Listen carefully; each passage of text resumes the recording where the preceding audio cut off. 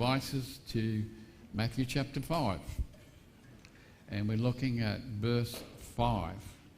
And our topic this morning is power under control. Power under control. And we've been looking at the Beatitudes, and each one builds, each one is a building block from the first one.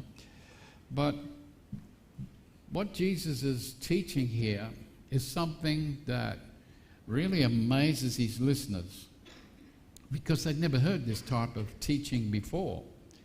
Something that was against everything that they understood and knew in their culture. It was against everything that they knew about life itself. To many of them, it made no sense. And even today, when people read the Beatitudes, it still makes no sense, because it still continues to challenge people about life and living. Today, Jesus introduces to us the thought of meekness, what it is and what it isn't. And every person, whether they want to admit it or not, tries to control what happens in life to a certain point. We're creatures of habit. We like to be organised. Some people are just very organised. From the minute they open their eyes till the time they go to bed, everything is organised. It reminds me of my mum. There's a place for everything, and everything had to be in its place. And if it wasn't, look out. But she was organised. And people try to control things that happen in life. But you know, the reality is, there'll always be something that crops up or happens to us that we can't control. We have no answers. We have no solution for. We also understand in life there'll be people who try to exert power, who try to control us because they want to be in control. They want to exert the dominance and influence over us, maybe because they feel superior to us. There are some people in life, people like the Stoics, who say there are many things we can control, such as our actions, our attitudes, our appetites, and the things we want in life. While at the same time, they recognise there are things outside our control. They say the things you can do, you do them. The things you cannot, well, don't sweat it. Accept it as part of life. Today, we want to explore this beatitude, the idea of meekness, and see how it applies to us. But before I do that, I'll put this up. This is what the actual verse says. Blessed are the meek, for they shall inherit the earth. Other translations say they are blessed who are humble, for the whole earth will be theirs.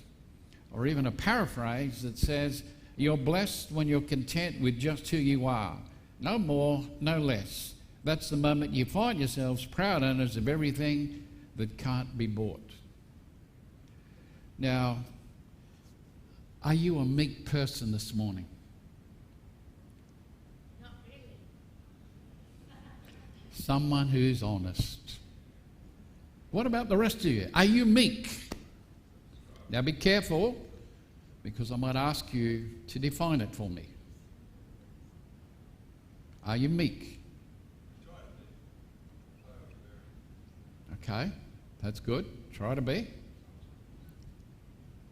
Well, that leaves a lot of people in this room who are either meek and too shy to say anything, or they're not meek. Which is it? You see, we have a problem in understanding the concept of meekness, what it is and what it isn't. And it highlights the problem that we do have. And it confounded people in Jesus' day, this thought of what meekness was all about. Now let's look at what meekness isn't. Meekness isn't about weakness. It isn't about being shy. It isn't being about unsure of yourself. It isn't being a coward. It doesn't mean you haven't got a spine. It doesn't mean that you do whatever it takes to keep the peace. It doesn't mean you lack confidence or conviction. It doesn't mean that you're a willing doormat to be used by anyone who wants to use you. That's not what meekness is. Now, if I look up a dictionary or even a thesaurus, I get these words: humble, docile, mild, calm, gentle, peaceful, tame, submissive, soft, spineless, passive, broken. Which one describes you?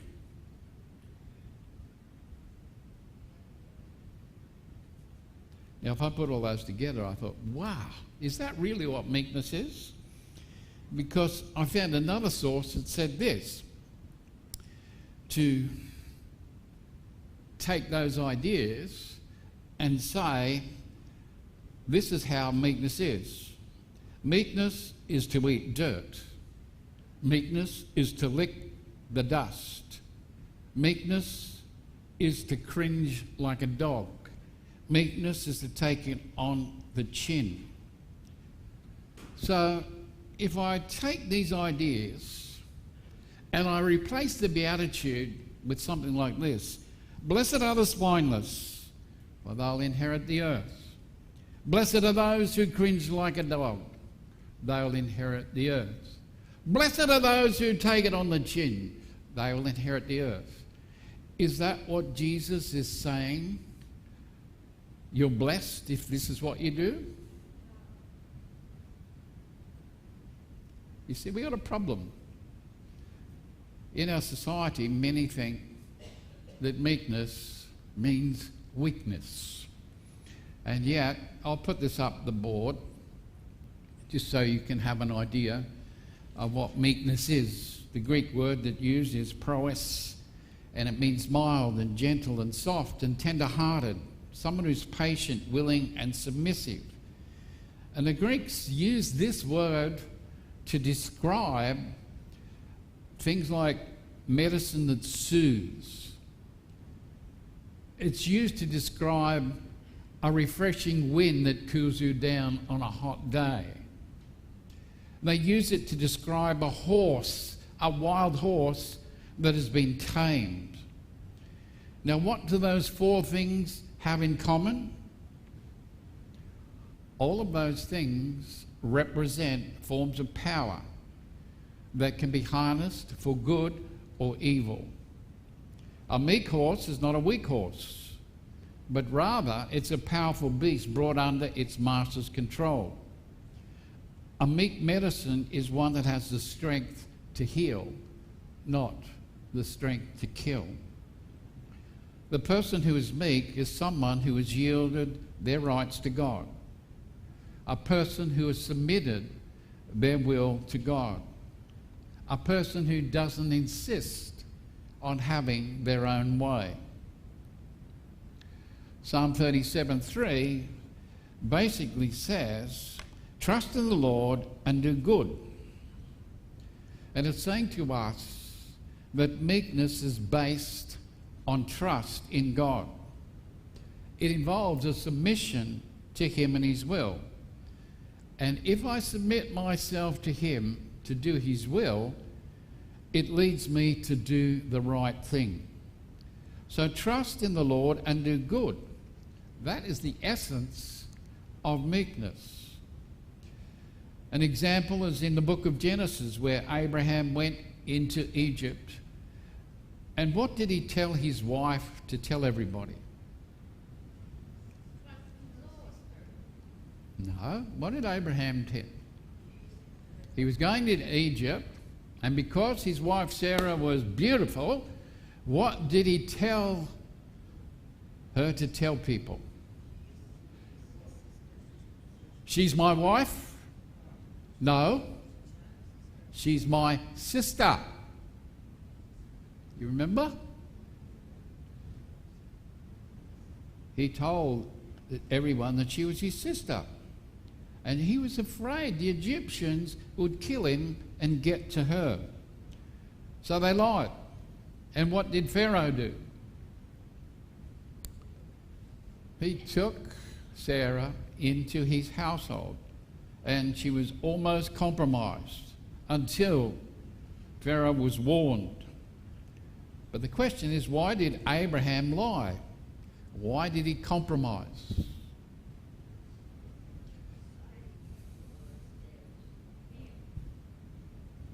And it's a very simple answer. He didn't trust God. He didn't trust God to take care of him when he was in Egypt. So he decided he would take care of it himself. And he did so by lying and compromising. He didn't trust the Lord. So, as Psalms 37 says, he didn't do good. Now, maybe you and I, if we think of situations in our life, maybe we've been afraid of the way things are going. And we're not getting an answer from God. He doesn't seem to be listening. So we decide to take matters into our own hands. And we do things that we want to do. Sometimes we might cheat, we might lie, we might go behind someone's back, or in some way compromise what you know is right, to get things to turn out the way you want them to. And God simply says to us this morning, don't do it. Learn to be meek, trust in me, and do what is good. That's what he's requiring. So to put it simply, meekness is power under control. That's what meekness is, power under control. It means a meek person has enormous power, but only uses it when he needs it.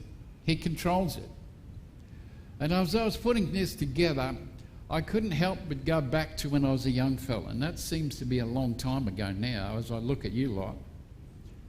But I was once young, and I enjoyed the time that I got behind the wheel of a throbbing V8 car.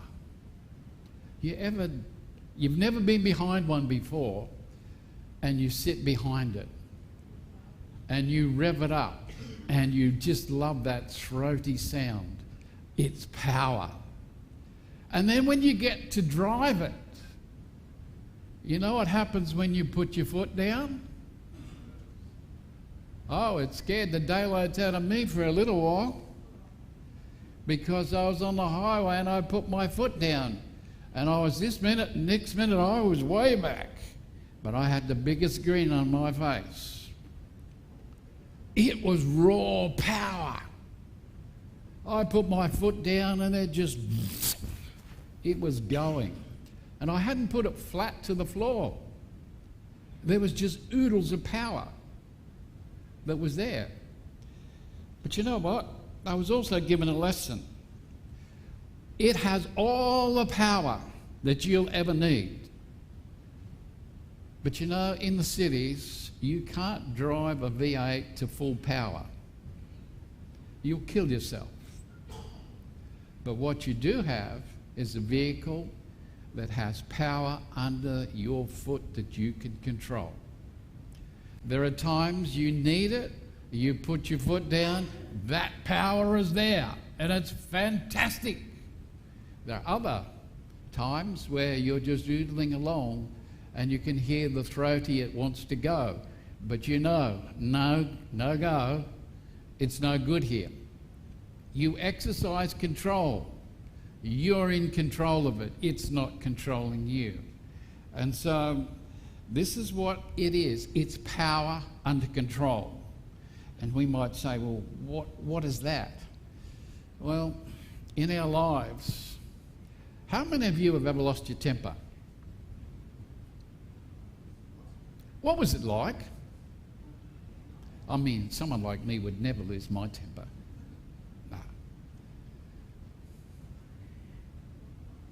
You've lost control, and everyone's looking and going, what? What's up with that person? They know you're angry, and it's, whoa, stay away. They don't want to be anywhere around that target area. Damage. it's power unleashed. It's not power under control. And as human beings, when we let our anger go, when we let our emotions go, it's not under control. For the believer, meekness is part of who we are. It's who we are. That means we have somebody living within us that's enabling us to control our emotions, to control what we do. We don't let it go out of control. And that contrast is described. We look at Scripture, some of the examples, and some of those examples I'll bring to your mind, and you can smile. There's Abraham. Now, Abraham was told by God that he would be the father of what? Many nations. Now, I want you to think about this just for a moment. Here's a person living out in some backwater village at that time, and God says, you're going to be the father of many nations. Now, for Abraham, at this time, he's not married. He doesn't have any kids. And he's going to be called father of many nations. And then God comes along to him and says, Abram, I want you to change your name to Abraham, because now you're going to be the father of many. What would be going through your mind at this stage? You know, you're going to be the father of many nations, yet you can't even have a child. How's that supposed to work out?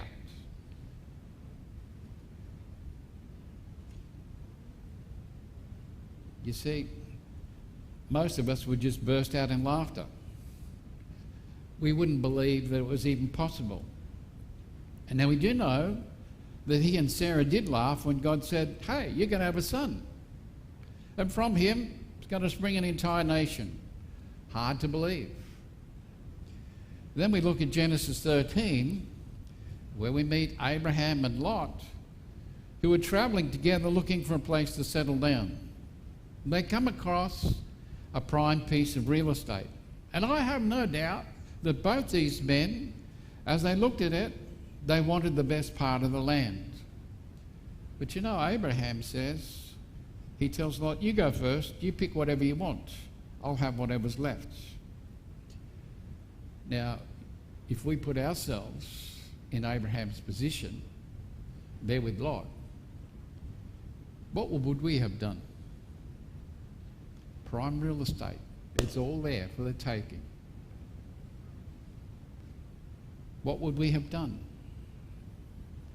You know, I would have, and I paraphrase it this way, Lot, old son, I know you're not going to like this, but guess what? I'm taking the best piece of land because this is where God's people are going to live.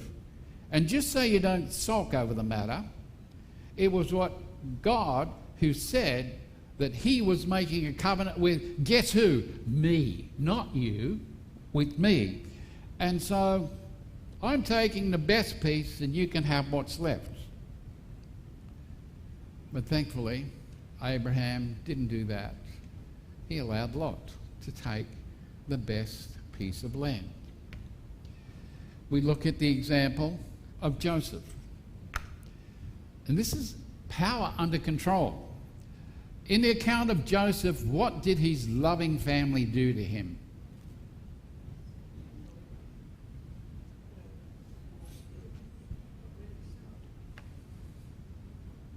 They sold him as a slave. They tried to kill him first. Then they sold him as a slave. He was put in prison. He had a pretty hard life. Then what happened?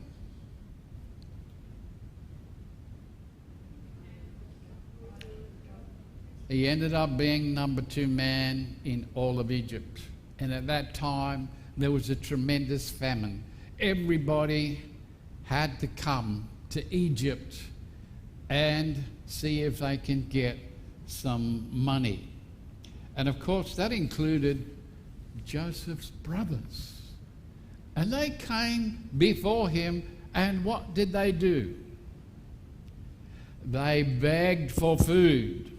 Now, if you're Joseph and you've got your ever-loving brothers before you, begging for food, and you're number two, you have the power, what are you going to do? Payback. Isn't that wonderful? That's what we'd do. We'd let them know. Well, it wasn't. But if you think about it, Joseph exercised power under control. He didn't let his emotions come to the front. He didn't let his anger take over and tear strips of his brothers. Sure, you left me in a pit. You told my father I was dead. You sold me as a slave. I went to jail. I suffered many things, and here you are begging for bread from me? How easy would it have been for him to say, get lost. This is payback. You're not getting anything. But Joseph didn't. Joseph was meek. Then we have Moses. In Numbers 12:3, it says Moses was very humble. He was the least proud person on earth. And this word humble means meek. Now, when I think of Moses and all that he accomplished, meekness doesn't come to the fore. He was a strong, bold, determined leader. He even got angry. He killed an Egyptian and tried to hide the body. He went face to face with Pharaoh, demanded, let my people go. He continued to have confrontations with the world's most powerful man. Yet in Numbers 12, we're told that Miriam and Aaron openly criticized Moses, his decisions. He felt he was superior to everybody else, and they were jealous of him. Problem was, God was listening. And we find in Numbers 12, 6 through 8, when a prophet of the Lord is among you, I reveal myself to him in visions. I speak to him in dreams. But this is not true of my servant Moses. He is faithful in all my house. With him I speak face to face, clearly and not in riddles. He sees the form of the Lord. Why then were you not afraid to speak against my servant Moses? Now, if you are Aaron and Miriam, what are you thinking at this moment? We're in big trouble. The Lord had heard. He reminded them, I speak to Moses face to face. In other words, I trust him with the future of my people. If I want to say anything about his wife, and that's what they were saying, I'll do it myself. He doesn't need your criticism, and I don't need your help. Who do you think you are to have an opinion at all about who Moses married? And that's what the event was all about. So God is challenging them. Judgment is passed out, and we find Miriam is stricken with leprosy. She is as white as snow from head to toe. As one commentator makes this point, it is as if God had said to her, Moses' wife is black and you think white is better. Fine, you're going to be white all over. Now Moses was present when all of this was happening. So what does he do? Well, you and I probably think, well, hey, they made their bed, let them lie in it. It's not my problem. They criticised, they turned against me, they deserve what they get. Well, we see in verse 13, Moses suddenly cries out, heal her. And he shows his meekness. He didn't fight back. He didn't answer his critics. He didn't get angry. He didn't seek revenge. He didn't argue. He didn't try to explain himself. He didn't complain about unfair treatment. He remained silent. He let the Lord take up his cause and only opened his mouth to pray for Miriam. So as we look at the life of Moses, Moses was no doormat. He was no pushover. He didn't strike out at his critics, but he did let God take care of them. In fact, he prayed on their behalf. Moses was a man of action, but here he refuses to defend himself. He didn't say a word. He didn't have to. It's as if he didn't hear what they said about him. And of course, the greatest example is of Jesus himself, of meekness. As you look at his life, we certainly see how Jesus exercised power under control. He served and honoured another greater than himself. But he exercised meekness, and Jesus didn't stay that meek and mild little baby in a manger. So meekness is power under control. What does that mean? Well, I've called it the capitulation demanded. Does anyone know what the word capitulation means?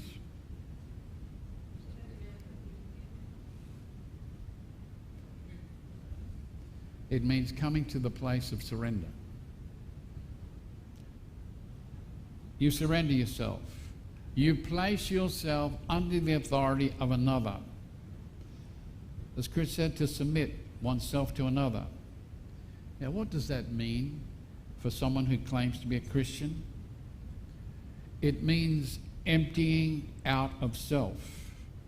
It means a brokenness before God. It means a person declares themselves to be dead to the service of self. It means a person who sees themselves as God sees them. If I put it more personal, it means taking self off the throne of one's life and allowing someone else to direct and guide. Now, in our own personal experience, how often does self sit on the throne of our lives? How often does self dictate what we do, what we don't do? Have you ever tried to say to self, get off, I'm not letting you control today? See how difficult it is? Because we might say, oh yeah, I'll take self off. You can have control today, Lord. And then the first circumstance that comes in, we step up and we sit back on the throne and we start controlling how things are going to be, who we're going to see, what we're going to do. We take control. We're not game to let that control go to anybody but ourselves. To display meekness or to have the quality of meekness is not something that's produced naturally by us. It's something that's supernaturally given. And that's why as Christians, we respond differently, or supposed to respond differently, to criticism, to anger, to despair. And we do so because somebody else is in control of our lives, or should be. So meekness is self-control, which shows itself as a gentle spirit based on an unshakable confidence in God. That's where self-control comes. I can't, but He can. That's where our confidence is. Self-control based on God's control. It's a fruit of the Spirit which comes when you surrender your life to God. That allows Him to demonstrate His power in and throughout your life, even in the most difficult of circumstances. You see, it's letting go of control. And God is able to show His power in and through your life. The meek person does not fight for their own rights, does not insist upon personal vindication, does not have to correct others, does not have to repay in kind, does not return insult for insult, does not force or intimidate to get his way. Now, Meekness is power under control. You know what? When you're dealing with unreasonable people, what happens? Somebody that's on your case and in your face all the time. How do you respond?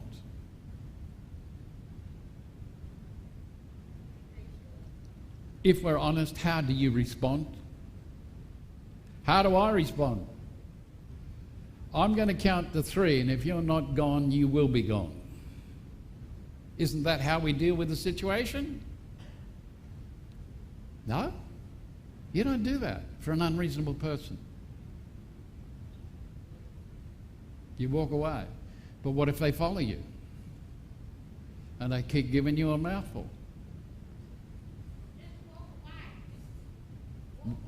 Walk faster, and they walk faster too. Keep walking, and they keep walking too. But they won't ignore you. You see, we've all met unreasonable people, and it's very difficult to exercise self-control. You don't want to be put in that situation, but you're going to meet some people who are just, they got out of the wrong side of bed that morning and they're determined that you're the target. And they're going to push your buttons, no end. And so they keep pushing your buttons and keep pushing your buttons. And what it means is, as a believer, you let the Lord exercise that power. You don't respond and let your control go. When everything's nice and easy, it's easy to be nice to everybody. It's not hard to lose control. But the minute someone steps up and criticizes us and in your face, something changes within us. This is why it's not natural and normal to exercise self-control. In some people, you can see the red start to go up. That means that they're getting to boiling point. Push the buttons a bit more and you'll get the hot water.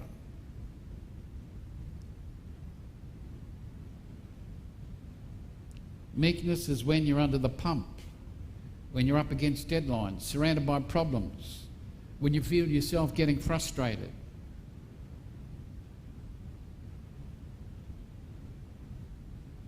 Now, if you don't have self-control then, you'll never have it. You may have the Holy Spirit of God as a Christian living within you. But as a Christian, how much of the Holy Spirit of God does he have of you? There's a big difference.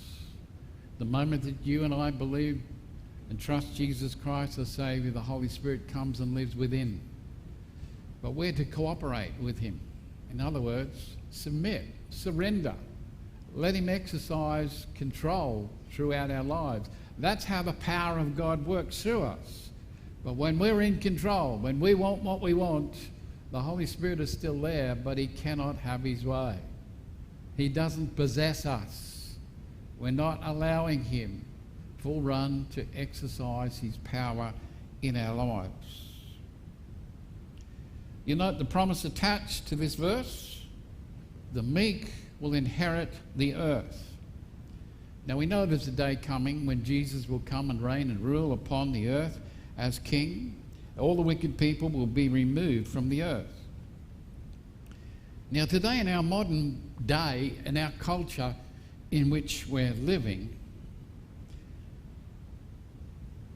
we seem to take a back seat when it comes to meekness. The world doesn't even know meek people exist. What they look for and what they're portrayed in the movies as a hero are people like, well, yeah, John Wayne in his day, or Rambo, or the Terminator, I'll be back. They were all heroes that could overcome all the obstacles. They exhibited such unique strength and power, and they never took a backseat to anybody. They were never anybody's doormat. They never let anyone tell them what to do. You know what they are? Rebels. But the world says they're heroes because of their characteristics.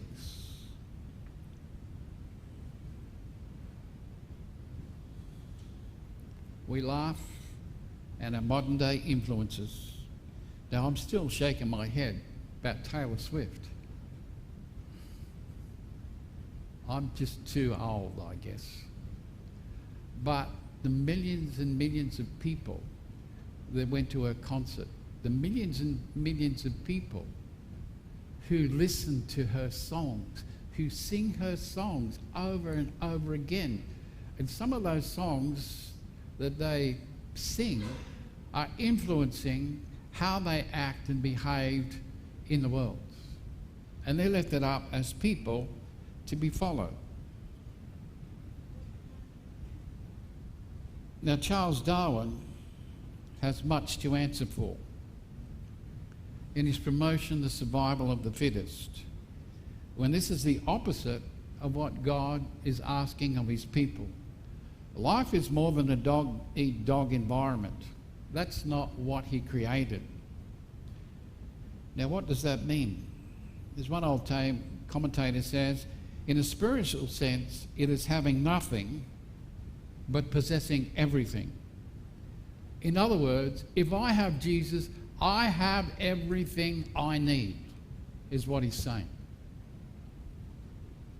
I have nothing, but yet I possess everything that I need.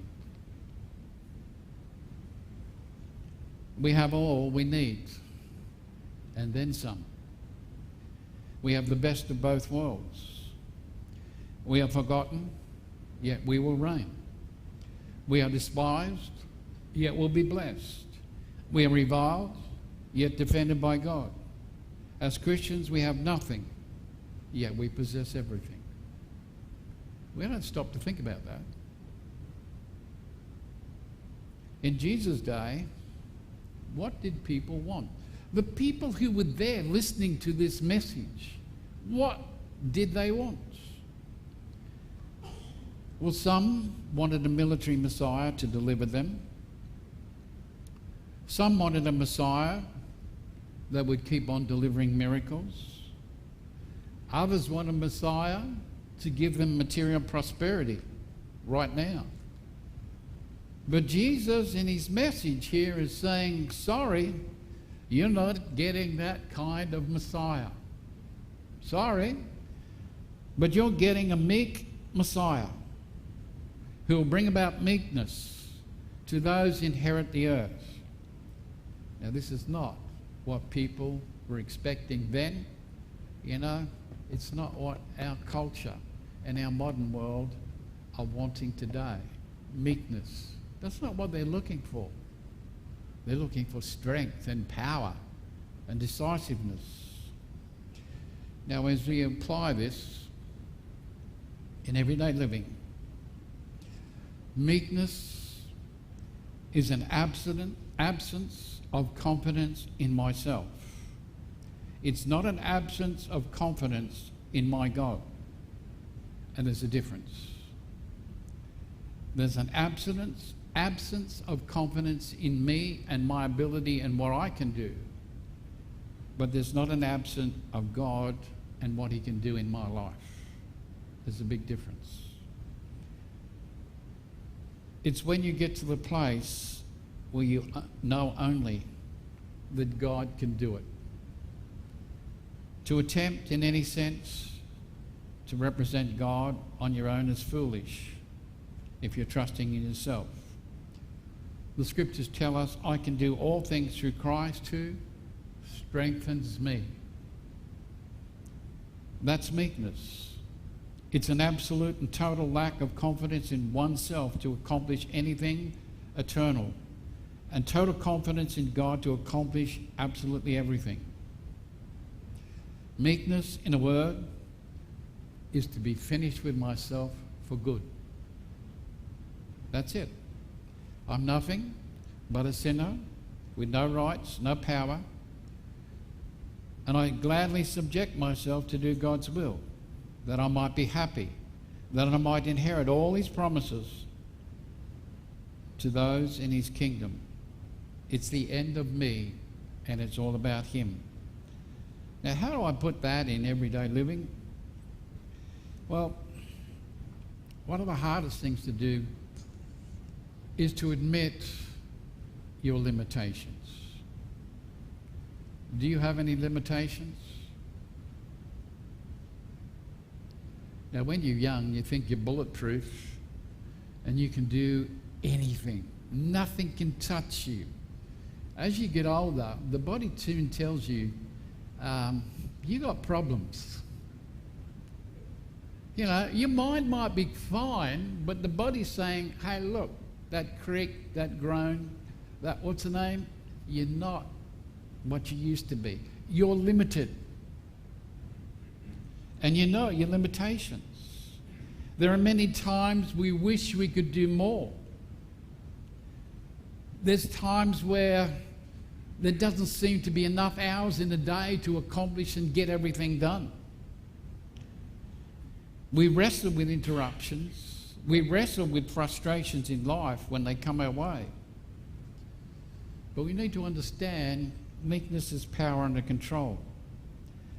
That I have confidence in God and not myself. I remember I'm limited in my time, my energy, and my capability. But you know what? I've got the peace that I recognise my limitations. I can't, but he can.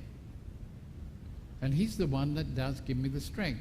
So recognise and admit your limitations.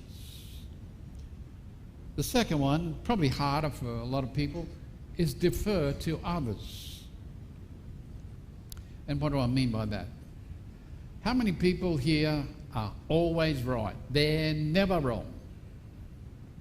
You know? They express an opinion and they don't want to hear your opinion. They know what's wrong and they'll tell you what you should do. Are you one of those people? Or you get a good idea and you tell people and you just want them to come along and accept it. We don't listen to anybody else's ideas. But often we believe ours is the only right idea.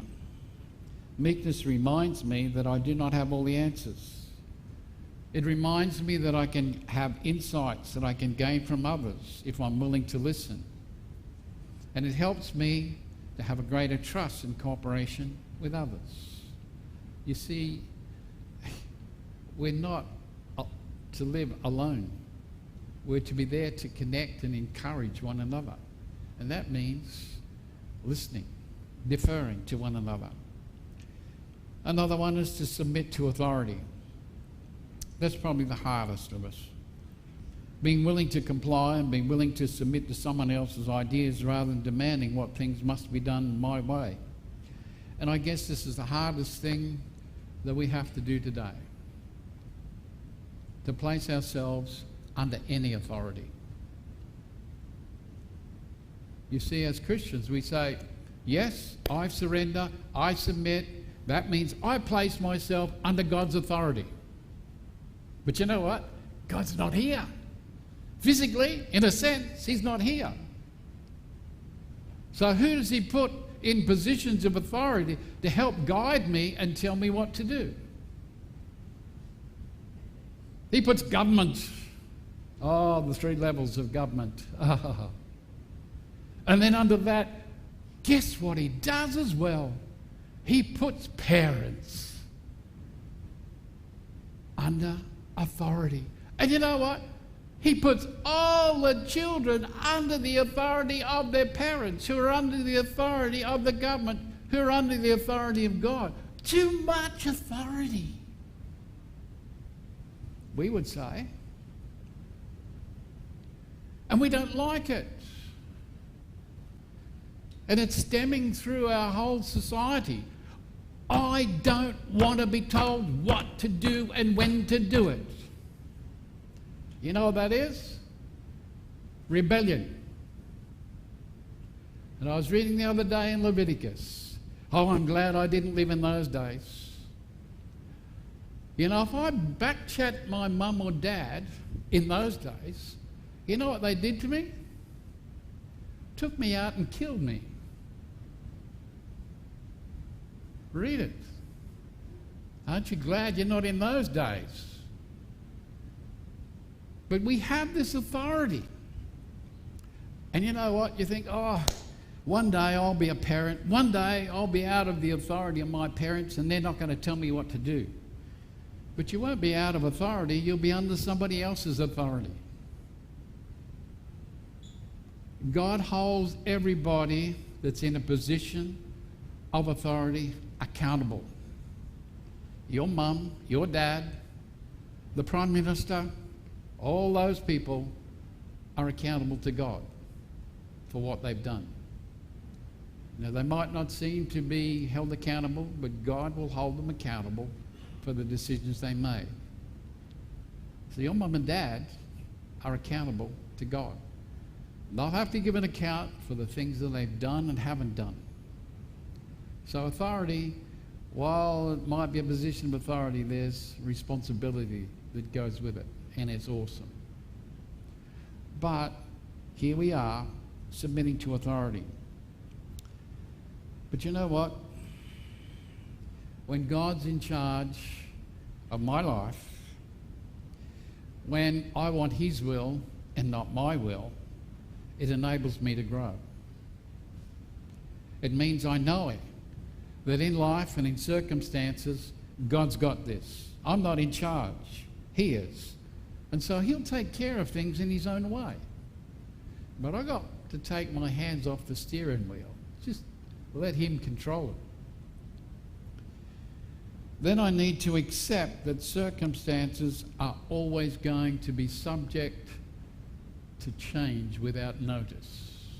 We're seeing a lot of that happening in our day and age. And this is what I found quite interesting from someone who's an influencer. I do a bit of work around finding stuff, and I found this, and we can relate. He says, it's hard because I'm frustrated with some of my current circumstances. I wish raising my kids was easier. I wish my house was bigger. I wish my sports team would actually win. I wish it would warm up outside instead of being freezing. And I wish that it happened now, not later. And sometimes that's what we're like when our circumstances are out of our control. We have no control over the weather. We have no control over certain things. And that's frustration. Now, I can exercise some influence over these things, but I can't control them. If I'm a meek person, in other words, exercising power over control, it helps me to be more content with my circumstances instead of become more frustrated. Then lastly, doing what's needed. This is often difficult because there are people and circumstances that we just want to go away, that we just don't want to have anything to do with, or we wish, these people, these circumstances would just disappear on their own. We cannot avoid the fact that in life we must accept responsibility over some things that we wish others would step up to and do, and they don't. It's not shying away from them because I don't want to deal with them. I know it's the right thing for me to do. I might not be motivated or comfortable in doing any of these things, but they were things that needed to be done. Now, if we stop and think about it, how many things have we put off that we know we needed to get done? And that we should have done it straight away? There's somebody who's mucked up. Let's just say in our own family, one of our kids has given us a hard time and we're just, no, I don't want to deal with it. I don't want to deal with it now. I'll deal with it later. I'll wait till a better time. So we put it off and we put it off. And what happens? we hope it dissolves, it resolves, it goes away. All the circumstances will change. It'll be forgotten about, so I don't have to deal with it. That doesn't fix it. It only makes things worse. And what it's saying here is exercising power over control. Do what needs to be done then. Not wait, but do it. There are things within our control that we can do that need to be done. And it's saying take responsibility and do them. Don't procrastinate. Don't put them off. Exercise that power under control. Because if you don't, things will become worse. They won't improve.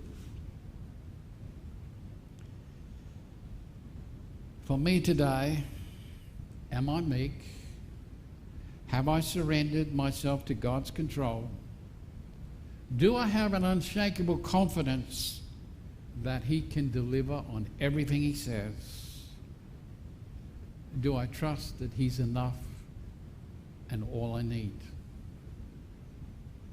Do I trust Him that I will do what is good?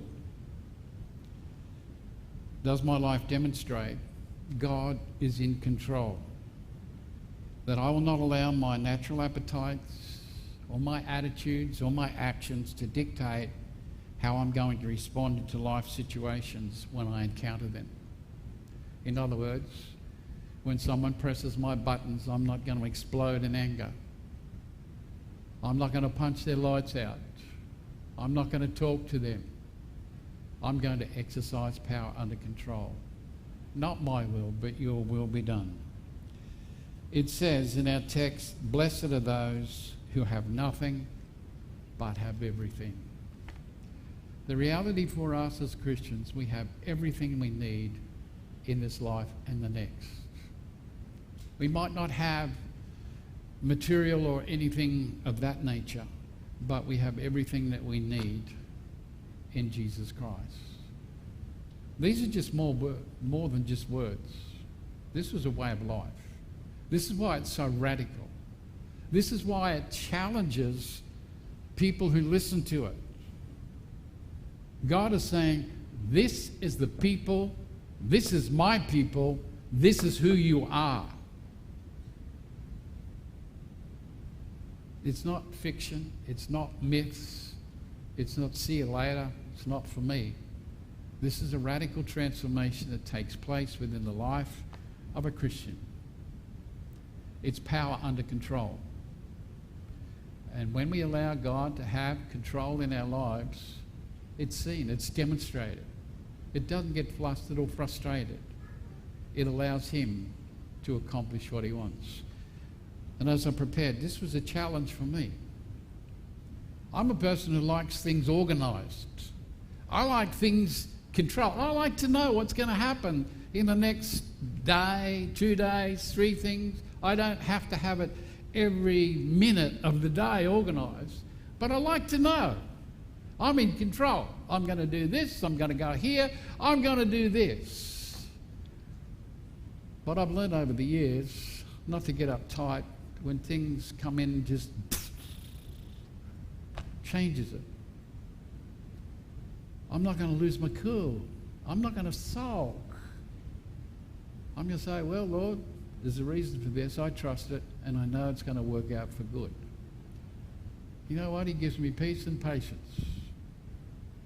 And you know what? I can reschedule. I can do things still. But I'm not the one that has to be in control, and pity help you if you muck up my schedule. No. We're demonstrating He's in control, not us. As the team comes, we're going to stand as we sing.